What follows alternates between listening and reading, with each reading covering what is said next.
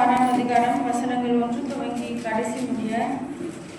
கர்த்தருக்கு புதுப்பாட்டை பாடுங்கள், பூமியின் குடிகளே, எல்லோரும் கர்த்தரை பாடுங்கள். கர்த்தரை பாடி அவருடைய நாமத்தை ஸ்தோத்திரித்து நாளுக்கு நாள் அவருடைய ரட்சிப்பை சுவிசேஷமாய் அறிவியுங்கள்.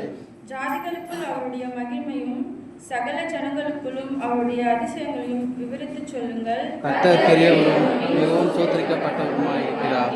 எல்லா தேவர்களும் பயப்படத்தக்கவர் அவரே.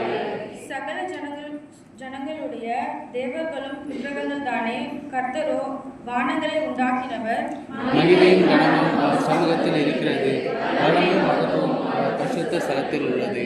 ஜனங்களின் வம்சங்களே, கர்த்தருக்கு மகிமையும் வல்லமையும் செலுத்துங்கள், கர்த்தருக்கே அதை செலுத்துங்கள். அவருடைய பிரகாசத்தில் பிரவேசியுங்கள்.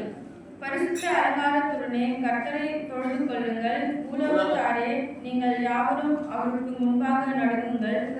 ராஜரிகம் பண்ணுகிறார்.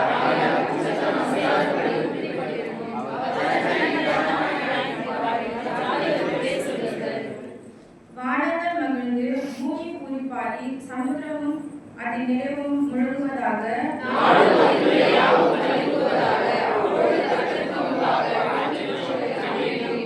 அனைவரும் சேர்ந்து வாசிப்போம்.